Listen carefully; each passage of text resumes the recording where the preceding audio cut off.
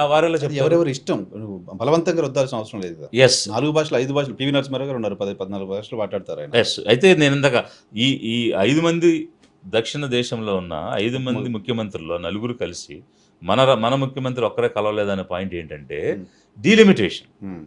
So ఇక్కడ 24% మనకు ఉంది ప్రాతినిధ్యం పార్లమెంట్లో, దాన్ని 19% తగ్గించాలని ప్రయత్నం చేస్తున్నారు.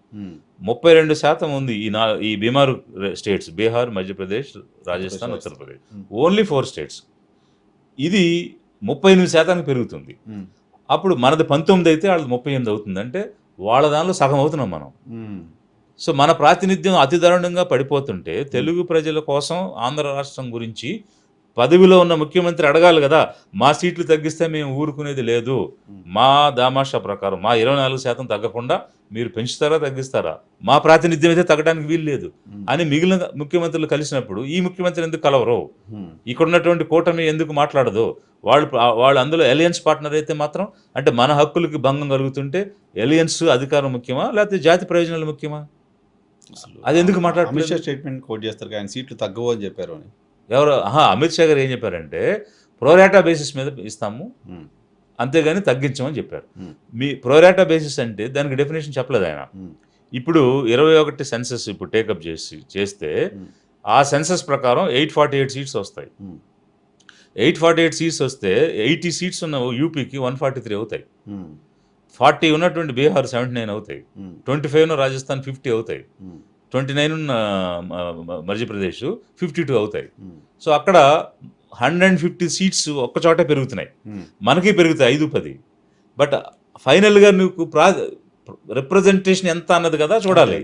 సో ఈ రోజు 24%లో ఉన్నాం మనం విత్ 543 సీట్స్. రేపు అది 19కి పడిపోతుంది. మరి సీట్లు పెరిగి ఏంటి ప్రయోజనం? నీ షేర్ తగ్గిపోయింది కదా, అది కదా స్పష్టంగా చెప్పాలి. అది లెక్కలు తెలియని వాళ్ళ వీళ్ళందరూ తెలుసు కదా వీళ్ళకి కూడా. ఇప్పుడు మన ప్రయోజనాల దగ్గర తేడా వస్తే మేము ఊరుకునేది లేదనేటువంటి, అసలు ఈ రోజు ప్రభుత్వం మీ బలంతో కదా నడుస్తుంది. అలాంటిది స్పెషల్ కేటగిరీ ఎందుకు ఇవ్వలేదు, స్టీల్ ప్లాంట్ ఎందుకు అమ్ముతారు, మీరు విభజన చట్టంలో ఉన్న హామీలు ఎందుకు నెరవేర్చడం లేదు అని అడిగే ధైర్యం కానీ అవకాశం కానీ ఈ రోజు ప్రజలు ఇచ్చారు మీకు. మీ ఎంపీలతో అక్కడ ప్రభుత్వం నిలబడిందని చెప్తున్నారు మీరు. అలాంటి అవకాశం వస్తే జనం కోసం మాట్లాడకుండా మీ వ్యక్తిగత అవసరాలు, స్వలాభాలు, మీ ప్రయోజనాలు చూసుకుని మాట్లాడటం అనేది చాలా అన్యాయం కదా, తెలుగు జాతికి అన్యాయం చేసినట్టే కదా.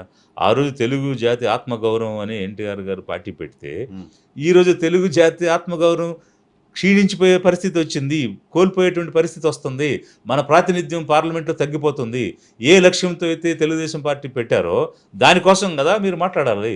మరి అసలు బేసిక్ ప్రిన్సిపల్స్ని వదిలేస్తే ఎట్లా? బేసిక్ ఫెడరలిజం దెబ్బతింటుంది ఈరోజు. ఇప్పుడు అమెరికాలో పార్లమెంట్ని కాంగ్రెస్ అంటాం, యుఎస్ కాంగ్రెస్లో వాళ్ళు ఫిక్స్ చేసుకున్నారు. ఎప్పుడు 1913లో సీట్స్ ఫిక్స్ చేశారు. ఇప్పటివరకు పెంచలేదు. వాళ్ళది 535, అందులో 100 సీట్స్ సెనేట్ నుంచి వస్తాయి, 435 హౌస్ ఆఫ్ రిప్రజెంట్ అంటే లోక్సభ లాంటి దాని నుంచి వస్తాయి. అది ఇంతవరకు మార్చలేదు. వాళ్ళ పాపులేషన్ 4 టైమ్స్ పెరిగింది. ఇది 9 crores ఉన్నప్పుడు ఫిక్స్ చేశారు, ఈరోజు 34 crores అయింది, అంటే 4 టైమ్స్ పెరిగింది. మనది 51 crores ఉన్నప్పుడు 54 crores ఉన్నప్పుడు ఫిక్స్ చేశారు, అది 140 అయింది, అంటే 3 టైమ్స్ పెరిగింది. సో 50 yearsగా ఇదే 543 సీట్లతో మన లోక్సభ పనిచేసింది కదా.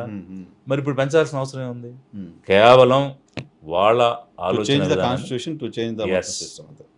రాజ్యాంగాన్ని మార్చేయాలి, దేశాన్ని మార్చేయాలి, ఆలోచన విధానం మార్చేయాలి, మత శిక్షులు పెట్టాలి అనేటువంటి దానికోసమే ఏదో ఒక రూపంలో డిస్టర్బ్ చేయాలనేటువంటిది, ఇచ్చిన హామీల కోసం డైవర్ట్ చేసేసి, డైవర్షన్ పాలిటిక్స్ ఒకవైపు, జనం ఎక్కడ హామీలు అడుగుతారో అనే దాన్ని డైవర్ట్ చేయడానికి ఒకవైపు అయితే, మా ఎజెండాని ఫుల్ఫిల్ చేసుకోవడానికి ఏ రూపంలో వెళ్ళాలి? కాసేపు 1 నేషన్ 1 ఎలక్షన్ అంటారు, కాసేపు అంటారు, ఇట్లా రకరకాల కొత్త అంశాలు తీసుకొచ్చి జనాలు డైవర్ట్ చేస్తూ, లేకపోతే మరి స్విట్జర్లాండ్ నుంచి ధనం తెచ్చిస్తానన్నారు, 10 సంవత్సరాలు ఎందుకు తెచ్చేవాళ్ళకపోయారు?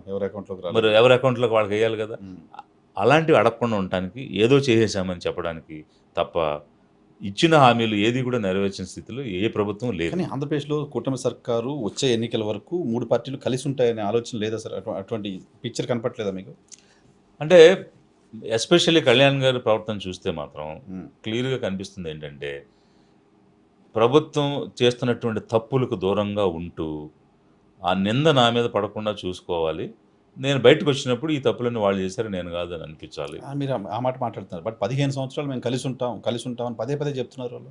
అంటే జనరల్‌గా ప్రకృతిలో ఎలా ఉంటాయంటే, ఏదైతే మనం చేయమో అదే 10 సార్లు చెప్తాము అనేది ఓవర్ ఎ పీరియడ్ మనం గమనించినటువంటి అంశం. అది ఉంటాము అని ఎందుకు చెప్పాలి ఎవరు అంటే, అడిగారు ఇప్పుడు? అడగకుండా చెప్తున్నారంటే ఉండే ఉద్దేశం లేరేమో అనే భావన కలుగుతుంది. అదర్వైజ్ ఉంటామని కదా వచ్చారు, మీరు కలిసి ఉంటారా లేదని ఎవరు